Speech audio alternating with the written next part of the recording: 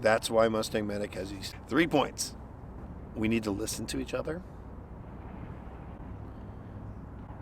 We can respectfully disagree. If we can't come to a conclusion where we agree with each other, we can respectfully walk away from each other and respect the other person's point of view.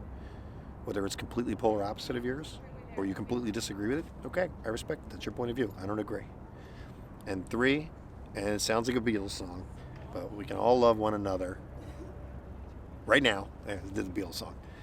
We can all love one another and we can all uplift each other. William Wieting, also known as Mustang Medic on YouTube, is the proud father of 2 daughters, and he's an independent conservative journalist here in Washington, D.C.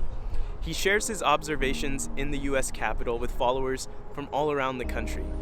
I met up with him at the Lincoln Memorial to learn about his experience at the January 6th Trump rally, his search for the truth, and his desire to bridge this gap of division. You may agree with his opinions, or you may strongly disagree with his viewpoints, but I believe that our disagreements and differences should lead to active listening and dialogue rather than conflict.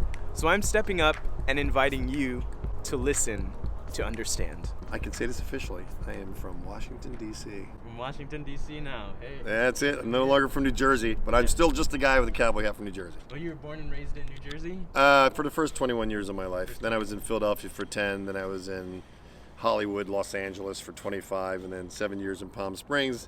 And then 2 years in New Jersey. And now I'm in D.C. On January 6th, I went to the rally because I didn't know what to do. I'm not in fear, but I'm very concerned about free speech in our country. I wanted to support President Trump because his policies are solid and he's actually doing what he promised he's going to do. And it's very unique in my lifetime because I'm 56 years old. I was born in 64.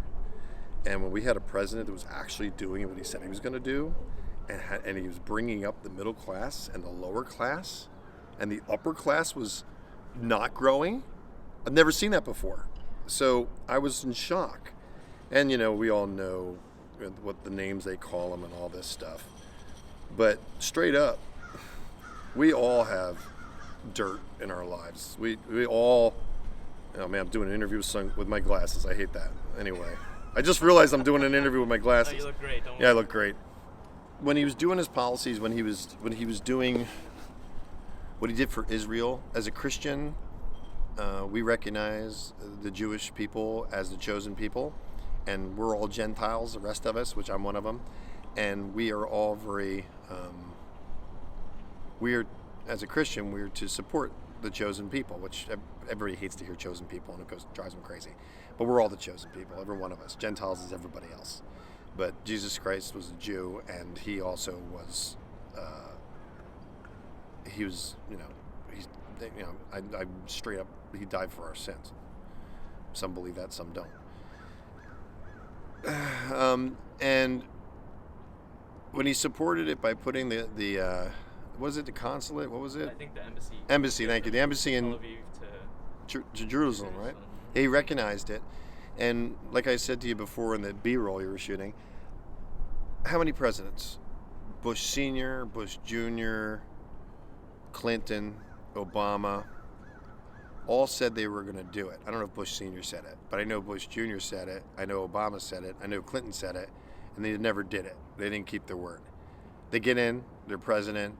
Everybody tells them, oh, people are going to die, don't do it. And then they find a way to rationalize not actually keeping their word. President Trump did. He kept his word, and he did it. And it was historic. And I was looking at this going, this is historic. And the mainstream media was like, he's risking people's lives. I can't believe he's doing it. He's doing it. And they turned it and twisted a promise that we voted for into a bad thing. And I was like, this isn't real. They're not telling us the truth. And then COVID hits, and then the fear comes in, and everybody freaks out. And more controls happen over our society.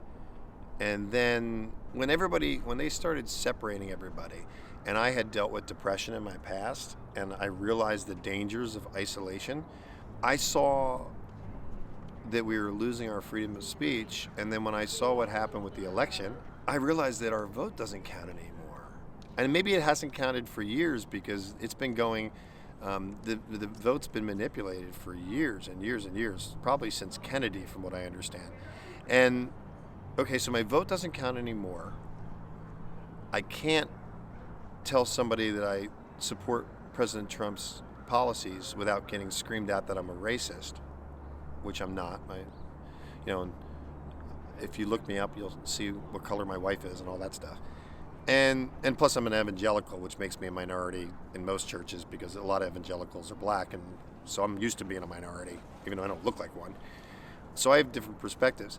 So I thought, I'm going to the rally on the 6th. It was like, I guess it was announced like 2 weeks before. So I was like, I'm going to go. I didn't think a lot of people were going to be there. There's probably 500,000 people there. CNN reports 20,000. It was a lot of people. It was packed. I mean, I was 600 feet all the way around me. It was shoulder to shoulder. It was kind of dangerous because they jam the cell phones for security reasons around the president. You'll always be jammed. If you're at a Trump rally, you can't dial out. I mean, I think you can make a phone call, but you can't get internet connection, and that's security. And they did that on the 6th also. I had conspiracy theories about it, but later on I found out from a federal person that that's what they do. But so I said I'm going to go to the rally, and I'm just going to make my physical presence known because I don't know what else to do. I was contacting people with like 750,000 followers, like Liberal Hive Mind. He's a smart guy. I recommend his videos. I'd like him to have a bigger following just because he's speaking the truth. Liberal Hive Mind. Got you. Not asking for a shout out. I'm just doing a shout out for him. And while I was there, it was packed. And there were people that I noticed that like seemed to stick out. They were in their mid-30s, two white guys that were wearing Trump hats but not being friendly. I thought that was odd because everybody was almost everybody there. 99% of people were friendly. They were excited. They were open. They were waiting for Vice President Mike Pence's decision on what was going to happen with Arizona. And Arizona was, and I'm going to come back to where I was, but help me if I forget. Hello. I appreciate what you do. Thank you so much. Unfortunately, because you're doing a commercial video. Oh, so not it's commercial, it's an interview. Yeah, well, you need to have a permit. Oh, I do? I have to have a permit? Yeah. Back to the questions. We're back. We're settled in again. The rally on January 6th, did it accomplish what you believe it was supposed to accomplish? Did it accomplish what it needed to accomplish? There's a lot of theories about that. There's people that think it all was intentional, that President Trump set it all up. There's a theory that it was a complete mess up on his part, and he should have known better, and he shouldn't have said, let's fight for what we want, But he did say, peacefully, let's peacefully go to the Capitol. I mean, I'm paraphrasing, but he said it. You heard him say it? It's on video. It's not even just I heard him say it. Mm-hmm. Just listen to the. But I'm wondering. He said. Were you there in person? Yeah, I was there in person. I was just. We all know President Trump tends to go long, which I actually appreciate because I like the guy. But I was just packed in. None of us could move. I had a person with me that was like 4'10", and she was just buried in people. She couldn't see anything except our shoulders. I felt bad for her, but there was nowhere to move. It was packed. And I shot a video of Trump supporters leaving the rally. And I just stood there with the camera held up like this, and people ignored me, and they just walked past, just the throngs of Trump supporters. And it was gay people. I didn't see any transgender. I'm sure they were there. But there was every type of person, black, white, Asian, poor, rich, maybe. They look rich, they look poor. And everybody was there to support the president. But you don't want to hear that. I mean, they don't, not you. The mainstream media does not want you to know that. They want you to know that there were all Trump supporters are white supremacists. They're insurrectionists. So they're doing spin, and they're trying to divide us. So I think it accomplished something. I don't know. I know that there was a lot of factions involved in creating the optics of what they wanted to create. I know that the attack on the Capitol was supported by people federally. That's obvious. It's on video. Keep moving. Capital City policemen. 2 suicides. 2 Capital City policemen died by suicide.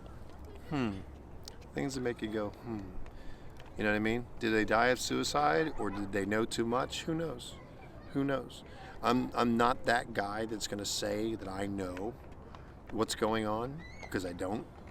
I'm just an observer sharing what I observe with everybody else. And that's why Mustang Medic is resonating with an audience. I'm a unifier. I think the unifying message is dangerous because it's not what the mainstream media or the powers that be want. They want us divided, because divided we fall. It's written. But I know that God has his hands on it. And if YouTube shuts me down and I can't afford to live here anymore, and I'm digging holes in Virginia, and I got my girls, I'll be at peace because I'm doing God's will. I mean, I'll be disappointed, don't get me wrong. I'm loving what I'm doing right now. This is awesome. This is just amazing. Every day is an amazing day. I get up going, what's going to happen next? And here I am. You called me yesterday, and here we are meeting federal agents and talking to people. This is what happens every day. This happens every day. And you're catching on video, which is really cool. So January 7 rolls around. Explain your motivation for sticking around. It wasn't. I didn't really understand it. I pray a lot, so I just kept asking God, "Do you want me to stay?" And I threw out fleeces. You know what fleeces are? Yeah, I threw out fleeces of, "Do I stay here in DC, Lord?" And He kept answering fleeces that I couldn't deny. So I stayed. So being out here for you is a step in faith. Every day. I am totally dependent on Jesus Christ, our Lord and Savior, for every breath I breathe. Mostly because I was suicidal, almost killed myself. So every day is a gift. There's something I actually, like when we originally met, something that really drew me to you in terms of like wanting to talk to you more. And it wasn't the cowboy hat, I must admit. No? Shocking. Yeah, it was actually the fact that you mentioned how it's so important to research 9 sources of information before forming an opinion about something. Can you touch a little bit on why you've come to believe that? For me, it's like, don't trust me. Don't trust me. Because I'll talk to numerous people, especially people that are black, that don't know about opportunity zones, and they're looking at me going, "I'm going to look into that." I'm like, look into it. I want you to know about opportunity zones. I've oftentimes found myself saying to people, "Don't trust me. Google search it." And then I thought to myself, that you get a sense of credibility about that. When somebody says, "Don't trust me, look for yourself." I'm sure other people have said that, but that's why with Mustang Medic is that everything is you search it out yourself. I'll tease stuff. I'll say, "Hey, go look at this," and I'll do it on purpose because I don't want people to sit there and always go, "Well, Will told me that. Well, Mustang Medic said it, so it must be true." I'm hoping to build a reputation that's what people understand, is that I am just simply trying to find the truth. I almost broke a story that would have made it look like Joe Biden and Kamala Harris were not actually at the White House when they did the memorial to the COVID deaths. And somebody almost convinced me of it, and I did research on it, and we thought the Bushes were different and stuff like that. It was a crazy thing. And I was convinced I had that story. So when I woke up in the morning, I was very excited to break a story that would have proved that they weren't there. But then I found out, and I looked further into it, and I recognized it was just a different camera angle that made it look like the Bushes were different. So I would have reported on something that would have been sensational. I might have gotten a bunch of views, but I would have been wrong. And I don't want that. I'm not looking to get 1 million views. I just want the truth. Yeah. And most people don't operate that way because they want 1 million views because they're going to make more money, right? But I'm not, and it's so hard to explain to people because they just don't believe it. the racial division, the political division has been brought to the forefront now. How do you see us bridging that gap? How do we see us bridging the gap? Of what? Of people like talking to each other and actually showing respect to each other like we're doing? How do we bridge that gap? It's going to sound like such a cliche. But, say it. Oh man. No, if we just simply choose love, if we simply choose, if we recognize, I'm getting emotional today. If we recognize that we are, all 7.5 billion of us are different. We got different fingerprints, we got different irises, and most of all, we got different souls, that we are designed to be in relationship.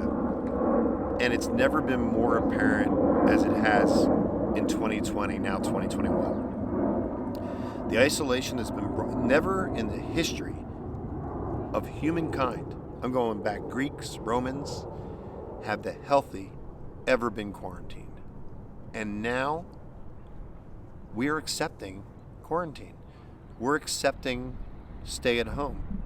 We're accepting, if you think you're sick, quarantine for 14 days.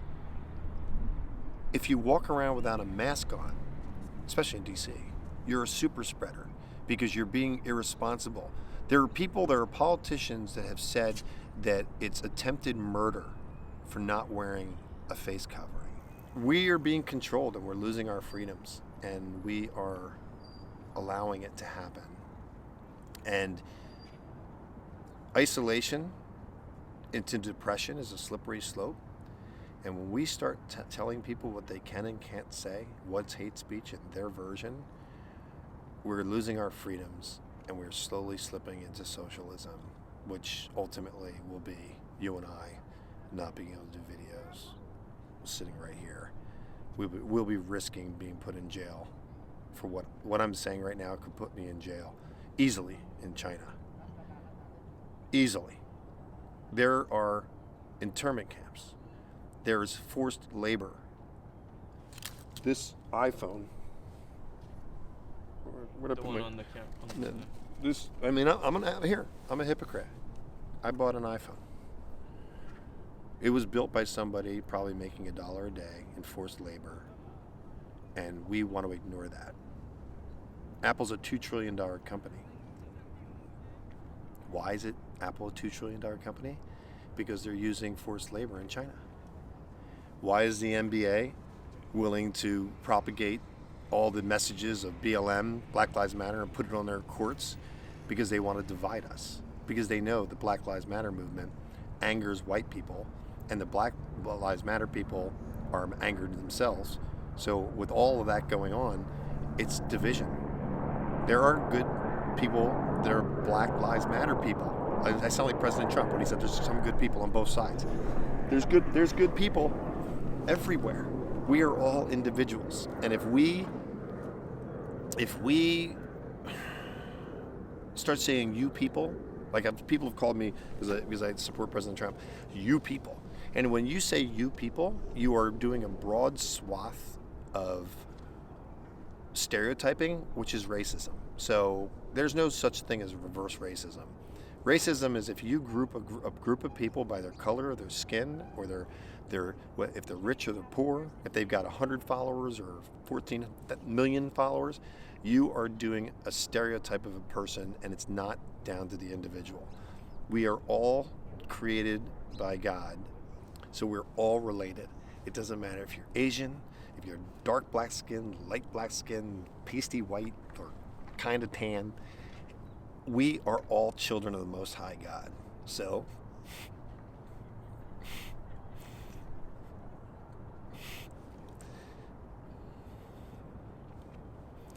it comes down to relationships, and that's all that matters. So, that's why Mustang Medic has these 3 points, and I'm doing my live stream late for you. 3 points. we need to listen to each other. We can respectfully disagree. If we can't come to a conclusion where we agree with each other, we can respectfully walk away from each other and respect the other person's point of view.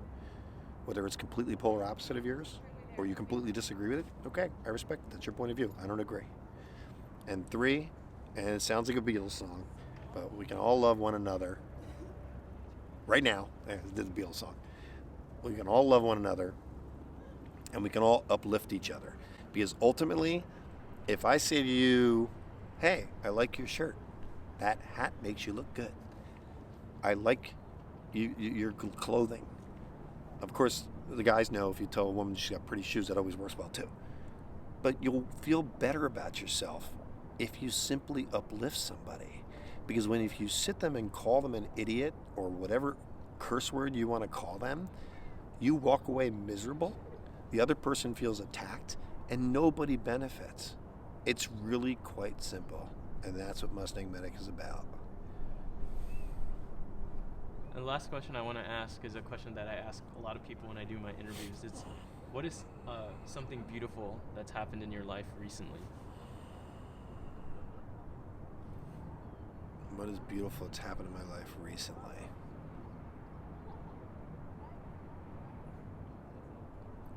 That people that are watching my videos are understanding that I'm real. That's beautiful. Because so many people are actors out there and put on airs because of stuff they want, and because I put everything on the line for God, He's opened up doors, and people, it's resonated with people. They see that I'm being real, and that's a beautiful thing. And it's allowing me to be able to sit here with you, in front of the Lincoln Memorial, talk to federal agents without fear, and just, when you truly trust God, and I'm not saying I do it all the time, but when you truly trust God, He will open doors for you like you've never seen. And I want to close with this. This is how I found Jesus Christ at 29. I was depressed. I wasn't saved at 29. I had lots of money. I had a Harley Davidson. I was dating lots of women. I was in my late 20s in Philadelphia, and I was searching for what was going to make me happy, because when I realized I wasn't happy because of the money I had, because everybody's chasing money, thinking money's going to make you happy, it doesn't. Does it make life more comfortable? Of course it does. You can live in a nice place and all this stuff. But somebody said to me, Will, I want to invite you to just do a prayer 3 minutes a day for a week, for 7 days, whatever time is good for you, morning person, night person, afternoon person. You can do it in the bathroom. Do wherever you got to do it. So people, you don't have to do it in front of people. Just ask God to illuminate Himself to you. Say, God, I don't know if, this cowboy hat guy talking in front of a camera and, Lincoln Memorial, what he's talking about, but I'm going to give you a shot, and I'm just going to sit there and ask you to illuminate yourself to me. And I did that for 7 days, and things were going on, and I could go on and on about it, that were just beyond chance.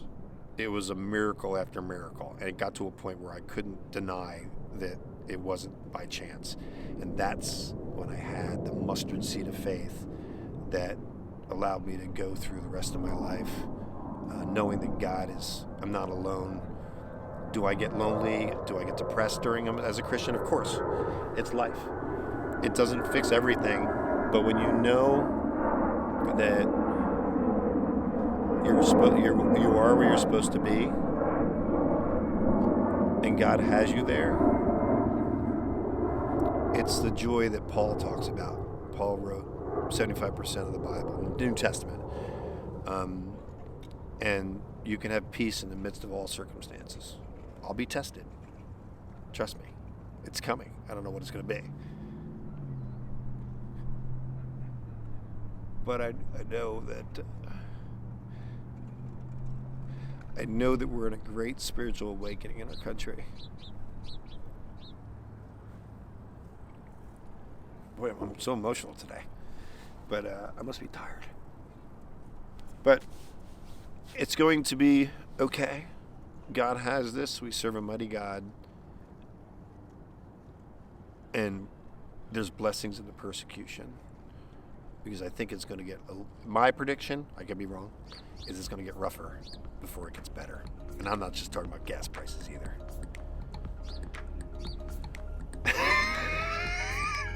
I end with gas prices.